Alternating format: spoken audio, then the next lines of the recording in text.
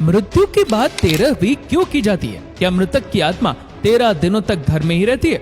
मृत्यु के बाद क्या होता है और आत्मा 24 घंटे के बाद घर क्यों लौट आती है? जानने के लिए वीडियो को अंत तक जरूर देखिए।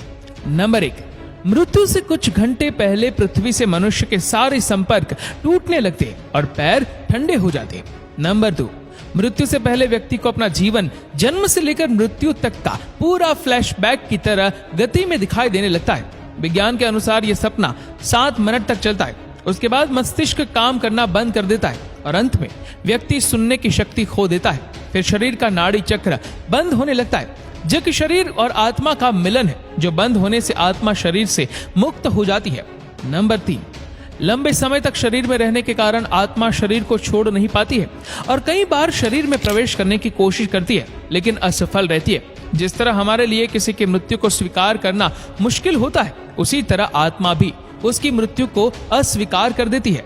नंबर 4, शरीर छोड़ने के बाद आत्मा शरीर से 15 फीट ऊपर हवा में तैरती है। वह अपने रिश्तेदारों को रोते हुए देखती है। उसके बारे में कही गई बातें उसे दहाड़ की तरह सुनाई देती है। नंबर 5, हिंदू धर्म ग्रंथों के अनुसार रात के समय दाह संस्कार नहीं किया जाता है। दाह संस्कार सूर्योदय की पहली किरण के बाद ही किया जाता है। यदि किसी व्यक्ति का दाह संस्कार रात के समय किया जाता है तो उसकी आत्मा प्रेत योनि में प्रवेश कर जाती है। उसके बाद आत्मा हमेशा प्रेत योनि में ही भटकती रहती है। नंबर 6, मरने के बाद शव को एक पल के लिए भी अकेला नहीं छोड़ा जाता। अगर शव को रात भर घर में रखना पड़े तो सभी रिश्तेदार शव की निगरानी करते। एक बार एक गांव में एक शव को अकेले छोड़ दिया गया था। कुछ क्षण बाद भूतों ने शव पर कब्जा कर लिया और शव ने पूरे गांव को जला दिया। गांव में हनुमान जी का एक मंदिर था, जो मृत शरीर पर भूत का साया था। वह हनुमान जी के मंदिर के पास से गुजरा तो भूतों ने हनुमान जी की मूर्ति देखी और डर से शव छोड़ दिया। इसीलिए तब से शव को अकेले रखने की गलती कोई नहीं करता। नंबर 7, अंत में यमराज में यमदूत प्राण लेने आते हैं और मृत व्यक्ति के साथ वैसा ही व्यवहार करते जैसा व्यवहार मृत व्यक्ति ने अपने पूरे जीवन काल में अन्य लोगों के साथ किया होता था। यदि मरने वाले ने अच्छे कर्म किए हो तो मृत्यु के समय कोई कष्ट नहीं होता और आसानी से प्राण हरे जाते हैं। लेकिन अगर कोई व्यक्ति पापी है, अगर उसने जीवन भर कई पाप किए हैं, तो उसे राक्षसों से बहुत यातना सहनी पड़ती है और वह तड़प तड़प कर मर जाता है। नंबर 8, फिर आत्मा को यमदूतों द्वारा एक चमकदार गुफा के माध्यम से यमलोक ले जाया जाता है। रास्ते में आत्मा को वैतरणी नदी पार करनी होती है। इस नदी में आग की लपटें होती है। अगर आत्मा ने अच्छे कर्म किए हैं तो वह आसानी से नदी पार कर सकती है, लेकिन पापी व्यक्ति को अत्यधिक पीड़ा और यातना का सामना करना पड़ता है और कष्ट उठाना पड़ता है। नंबर 9, फिर आत्मा को यमराज के सामने प्रस्तुत किया जाता है। फिर चित्रगुप्त यमराज के सामने व्यक्ति के पाप पुण्य का लेखा जोखा जांचते हैं और उसके कर्मों के आधार पर उसे स्वर्ग या नर्क मिलता है। गरुड़ पुराण के अनुसार कुल 36 प्रकार के नरक होते हैं। इन नरकों में चित्रित यातनाएं बहुत भयानक होती है। नंबर 10, यदि कोई व्यक्ति आत्महत्या करके अपने प्राण त्याग देता है तो उसे अधिक कष्ट सहना पड़ता है, क्योंकि उसने जीवन के नियत समय से पहले ही प्राण त्याग दिए।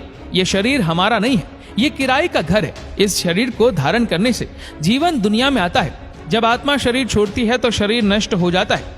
मानव शरीर 5 तत्वों से बना है और अंत में 5 तत्वों में विलीन हो जाता है और आत्मा अपने कर्मों के अनुसार स्वर्ग या नरक की यात्रा पर निकल जाती है। नंबर 11, गरुड़ पुराण के अनुसार हमारे वास्तविक जीवन में किए गए कर्म ही व्यक्ति को स्वर्ग या नरक की प्राप्ति कराते हैं। लेकिन यदि कोई साधु, संत या तपस्वी है तो ऐसी पवित्र आत्मा को मोक्ष की प्राप्ति होती है। नंबर 12, सबसे बड़ा सवाल यह है कि हमें ये सब बातें कैसे पता चलती है। भगवान गरुड़, जिनकी शक्ति अविश्वसनीय है, जो 700 इंद्रों को हराने की शक्ति रखते, वह भगवान गरुड़ अमृत का कलश लेकर स्वर्ग से उड़े, लेकिन उन्होंने अमृत नहीं पिया। फिर भी भगवान गरुड़ अमर होने का वरदान मिला। गरुड़ भगवान को नहीं पता मृत्यु के बाद क्या होता है, इसीलिए जिज्ञासावश उन्होंने भगवान श्री हरि नारायण से एक प्रश्न पूछा और इस ज्ञान को हम गरुड़ पुराण के नाम से जानते हैं। भगवत गीता में श्री कृष्ण ने कहा है, आत्मा न तो जन्मती है और न ही मरती है। आत्मा केवल वस्त्र की तरह एक शरीर से दूसरे शरीर में जाती है।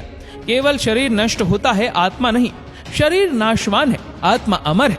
जीवन हमेशा मृत्यु का चक्र है, इसीलिए मरने से पहले मत मरो, मौत से पहले कभी मत मरो। अंतिम समय में राम नाम सत्य है, इसीलिए बोला गया, क्योंकि राम संपूर्ण जीवन का सार है। श्री राम सर्वश्रेष्ठ है, राम सत्य है।